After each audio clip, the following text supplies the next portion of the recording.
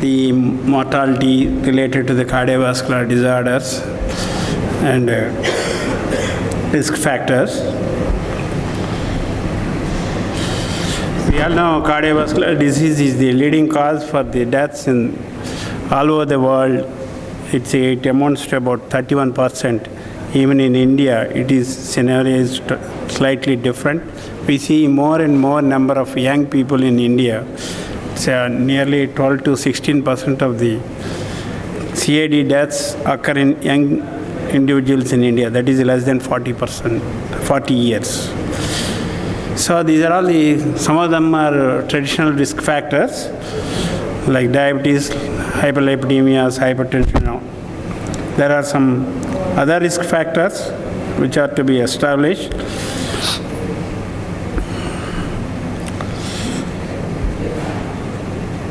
The traditional thinking is higher the risk factors and higher the score, higher the mortality. But there are certain facts one has to understand. If you see this pie diagram, we see people with one risk factor in nearly 43% of the population, patient population. And nearly 20% of the patients, they don't have any risk factor. Still they have coronary disease or cardiovascular disease.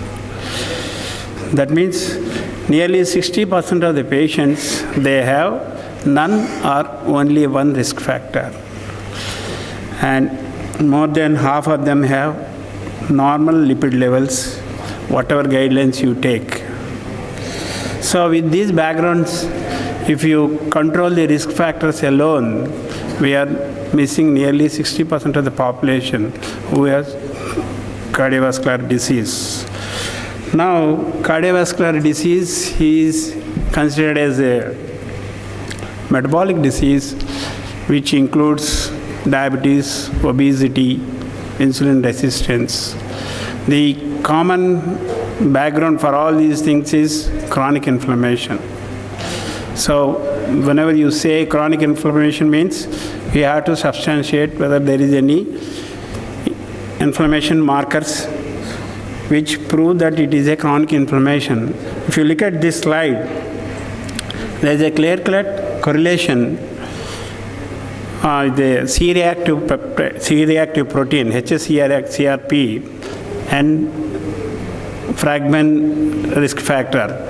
As the score increases, then C-reactive protein level also increases, and relative risk of cardiovascular disease also increases. It's also similarly correlated with the LDL level, CRP and LDL level, and relative risk factor. So, having seen all these things, currently available risk factor reduction alone is not enough to control the cardiovascular diseases. And chronic inflammation is a model for the pathogenesis of the atherosclerosis. There is a lot of evidence for this. So why can't we take some immunomodulator or inflammatory controlling drug which can control the entire pathogenesis and reduce the cardiovascular death? With this rationale, let's go through the pathogenesis of the inflammation and atherosclerosis. Normally, vessel wall is not sticky unless it is inflamed. So once it is inflamed, either by agents like dietary agents or hyperlipidemias and all these things, then it becomes sticky and they attract the activated monocytes. So for that, one should have a adhesive molecule attachment, and then it should be activated. I mean, endothelium should be activated, then only it attacks the monocytes. And these monocytes, they enter through the endothelium, and finally they become macrophages. But most important factor is for the atherosclerosis pathogenesis is oxidation of the LDL. Everyone knows this fact. Oxygenated LDL works as a trigger for the inflammation. This is common for all three metabolic diseases.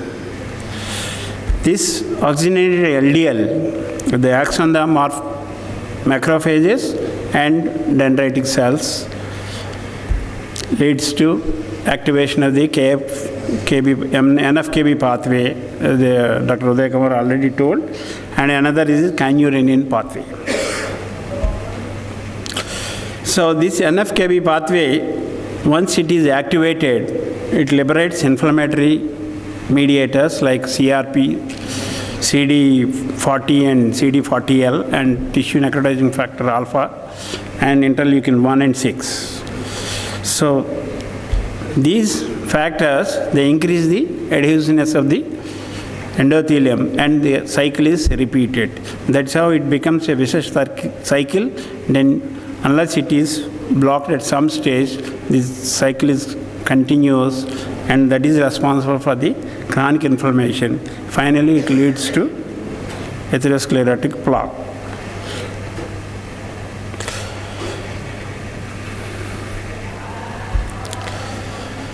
So we have, currently we are using a lot of drugs to reduce this cardiovascular disease, and current therapies include so many molecules which interfere. Have they got any anti-inflammatory property by which they reduce the atherosclerotic process and show good results? So if you look at the statins, they decrease the CRP level by its anti-inflammatory property. This CRP level reduction is not related to the cholesterol level, and it is directly related to the triglyceride level and inversely related to the HDL level. There are so many trials, which includes Arbiter trial and Miracle trial. They clearly show that statin therapy reduces the CRP level.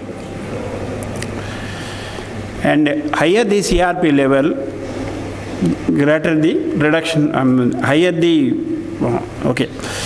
And next molecule is ACE inhibitors. ACE inhibitors, they interrupt the expression of this adenosine molecule. That's how they interfere with the inflammatory cycle, pathogenesis of inflammation, and they reduce the atherosclerosis, or they block the atherosclerosis. Coming to the well-known molecule aspirin. Aspirin inhibits both COX-1 and COX-2 pathways. And most important thing is, aspirin reduction is directly related to the initial CRP level. Those patients with higher CRP level, that means those patients who have inflammation, active inflammation process, there is a marked reduction in those patients with CRP higher level. If the CRP level is normal, the outcome is not very good. So that is the reason why in those patients with chronic inflammation, aspirin treatment is excellent.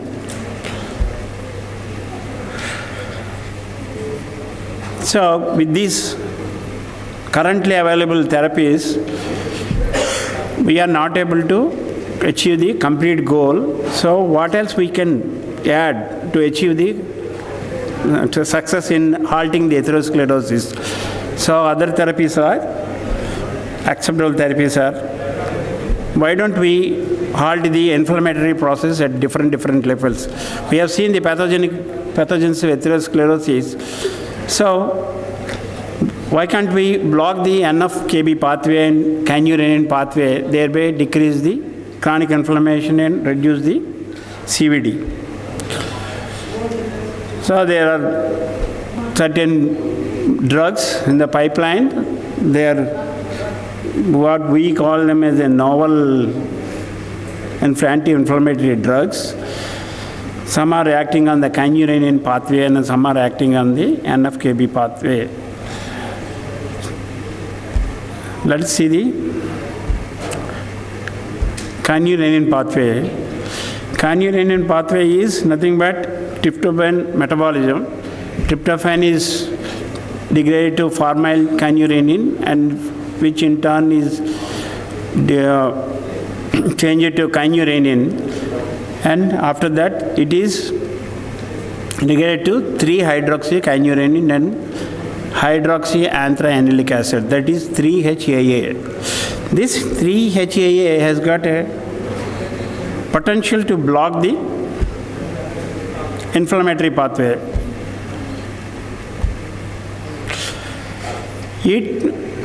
3-HAA inhibits the activation of the NF-kB pathway. Thereby, it reduces the inflammatory process and halts the atherosclerosis. And it also reduces the activity of the inducible nitric oxide synthetase, that is INOS. INOS is responsible for the oxidation of the LDL. So thereby, from then onwards, you know the pathway, how inflammatory processes will continue. So HAA blocks this INOH activation, and it also blocks the antigen-independent cytokinin pathway, particularly interleukin 1, 2 and interleukin 7. And also it modulates the immune pathology by acting on the T helper cells. This is a study wherein it is a study done in experimental models, that is mice, where the HAA showed the reduction in the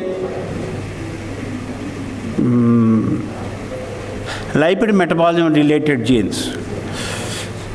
What is the effect of the HA and the plasma lipids? This is also same study where in the mice model there is a marked reduction in the plasma cholesterol and triglyceride levels.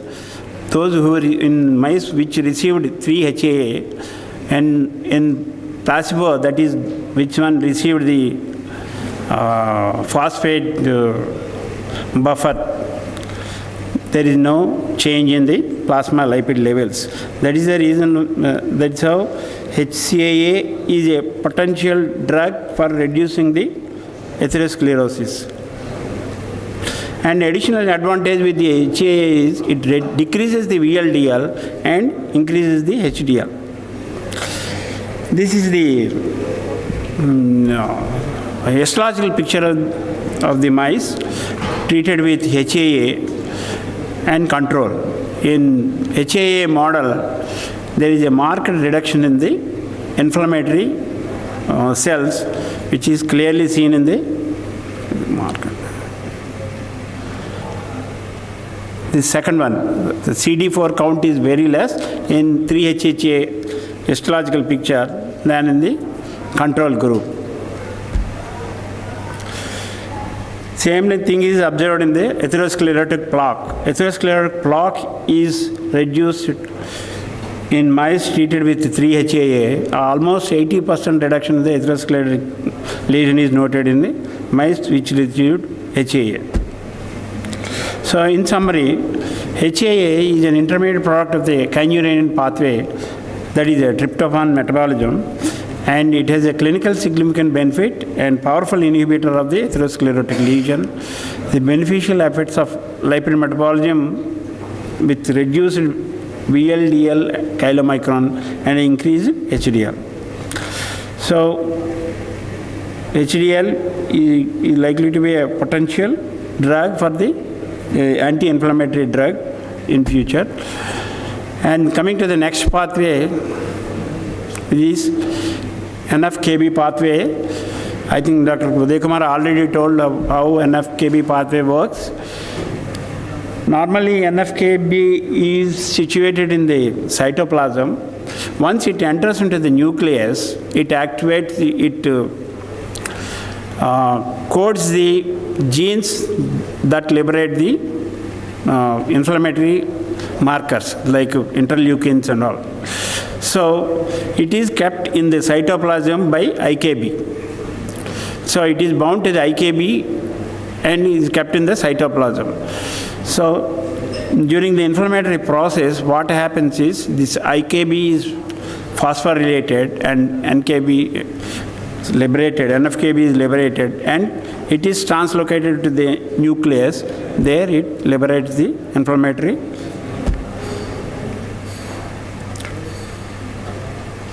agents.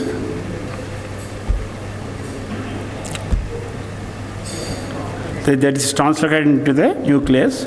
From there, release of the inflammatory mediators, which includes tissue necrotizing factor alpha, interleukin 6, 1b, and hsCRP. And it also blocks the adhesion molecule activation. So coming to the molecule, curcumin as an anti-inflammatory agent, it prevents the activation of this NFKB. Already it's explained. And also it prevents the translocation of the NFKB into the nucleus, and thereby prevent the liberation of the inflammatory mediators. And it also prevents the adhesion molecules. So this is one study wherein they studied the post-CABG patients, the incidence of the MI and CRP levels. In those who received the curcuminoid, the mean CRP levels are less patients who received curcuminoid than in the placebo group. And similarly, other inflammatory marker like MDA is also markedly reduced in patients who received curcuminoid. And most important thing is the mortality rate reduced to 13 from 30%. That is the effect of curcumin on the atherosclerotic process. This is another study published in Drug Research and Development, in which they clearly showed that curcumin reduces the LDL level and increases the HDL level. So curcumin, in summary, it's a anti-inflammatory role in cerebrovascular disease modification. It decreases the CRP and decreases the MI incidence in post-CABG patients. And also it prevents the progression of the diabetic nephropathy and attenuates the proteinuria and decrease the fasting blood glucose level and decrease the HbA1c.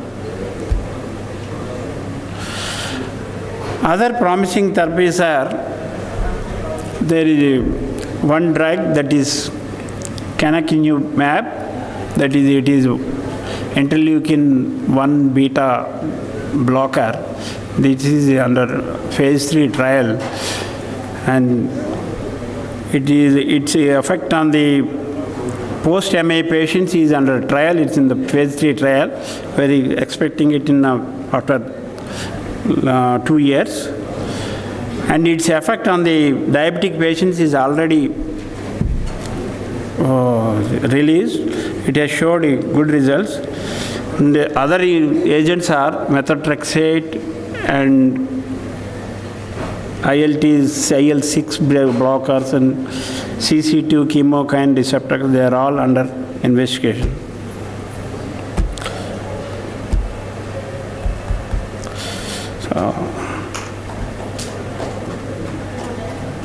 So concluding, despite optimum therapy with the current drugs, still 1/3 of the low-risk individual patients